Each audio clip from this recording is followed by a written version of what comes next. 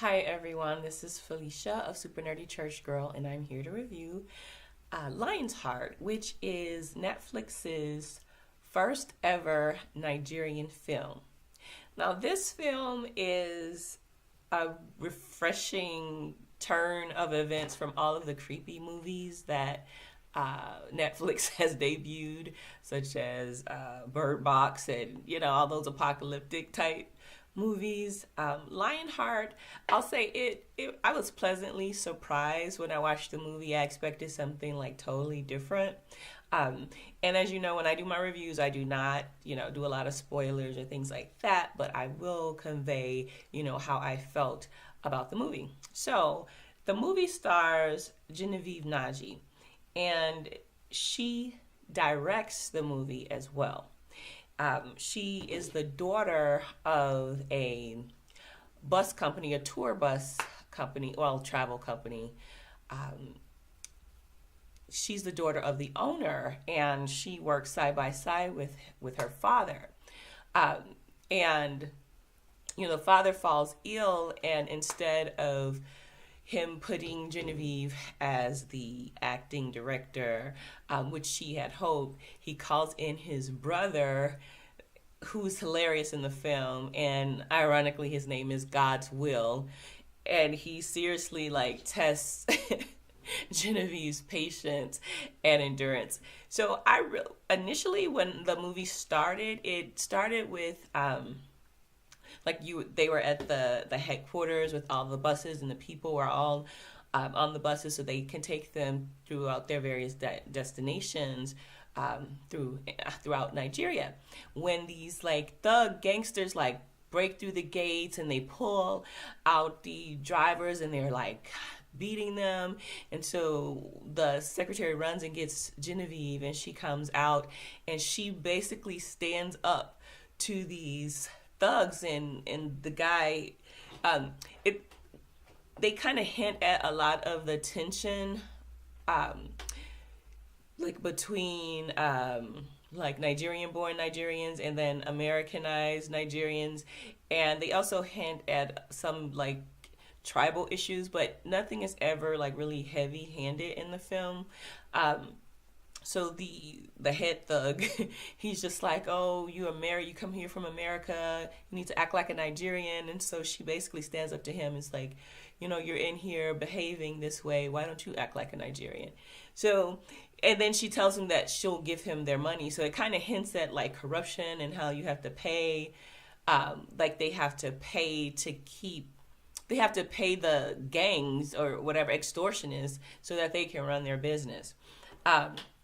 So anywho, her father like has like a heart attack or something like that, and he calls in her brother, and they are basically, he's very eccentric, he's very old school. Like he starts the day off with Genevieve comes into work and like no one's at their desk, and so she hears this noise and she finds her uncle, God's Will, in like the break room with all of the workers, and they're singing praise and worship songs. So and so he's just like, money isn't everything, you have to start off with the good spirit, and he does all these like really like funny, like he's really kind of like the comic relief but also like the moral compass, especially when during the course of her dad's illness, they find out that the company is in dire financial straits, and so the movie also tackles how Genevieve's character, what's the character's name? La la la la la, and I just had it. A Daisy. They have to come up with a solution, and she must team up with God's Will because she has her own thoughts and process of how she's gonna do it, although she keeps running into brick walls. And so I just see that as being allegorical, how we try to push away God's will because it's counterintuitive or it's just different than what we want to do. So that's all I'm gonna say about the movie. I suggest you watch it. I'm just gonna get into like what I liked about the movie and how I felt watching the movie. So first of all, the cinematography. it's very beautifully shot. Like the colors are really rich. Like it's I don't know if you've ever seen like some I won't say like Nigerian films because I haven't seen a lot of them, but I have like On Demand does have a lot of movies from around the world, and sometimes the quality isn't as great. So it's really, you could tell it's like a, I don't know, like the camera, the camera angles, the spanning, just the clarity, and just even how it's shot, like the positioning of like the faces, and then when it gives you like a panoramic view of like the hills and the mountains and things like that. Like it's really aesthetically beautiful, and I really enjoyed that about the movie. And I will say, second, I enjoyed the lighting.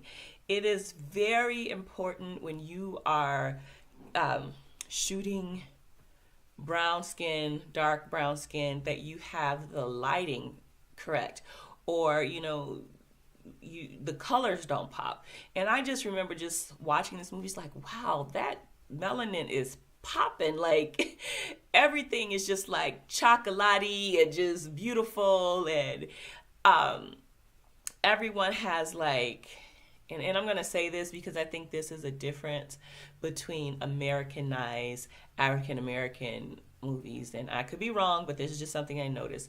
Like Genevieve's character wears her natural hair. She has a full nose. Her nose isn't contoured.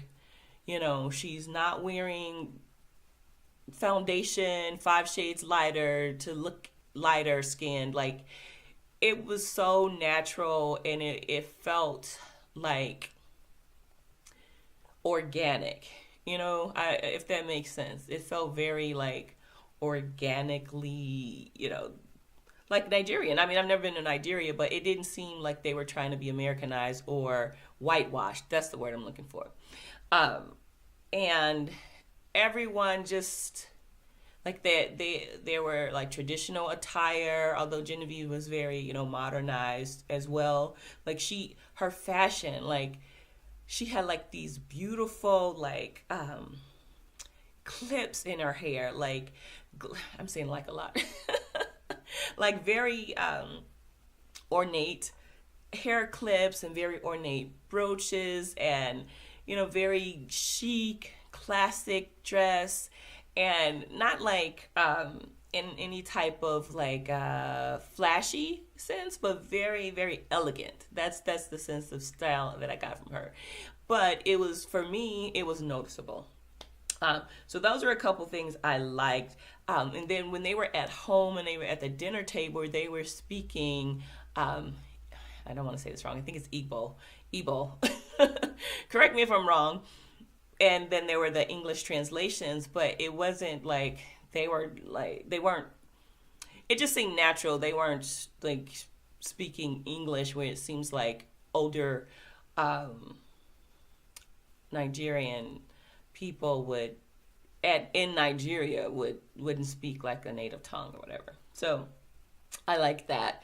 And lastly, I just like the lightheartedness of it and the quirkiness of it. My tagline for my Twitter and my brand Super Nerdy Church Girl is I write the stories where church girls get their happy endings. So a lot of times when you watch movies that are centered in like the African American experience, I can speak to that. It's a lot of struggle and oppression and all of that.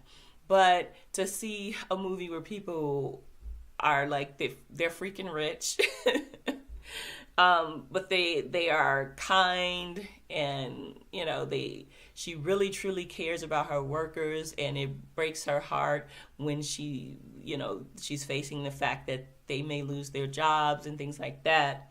And she still lives at home because she's not married, and so her mom, like there's this point where she's pouting and her mom's like, stop slouching, just things. It's just those little nuances or things like that. So I enjoy the movie. If you've seen it, please drop a comment and let me know. I know there are some like mixed reviews, but I just think a lot of people who watched it don't get it. But yeah, let me know what you thought.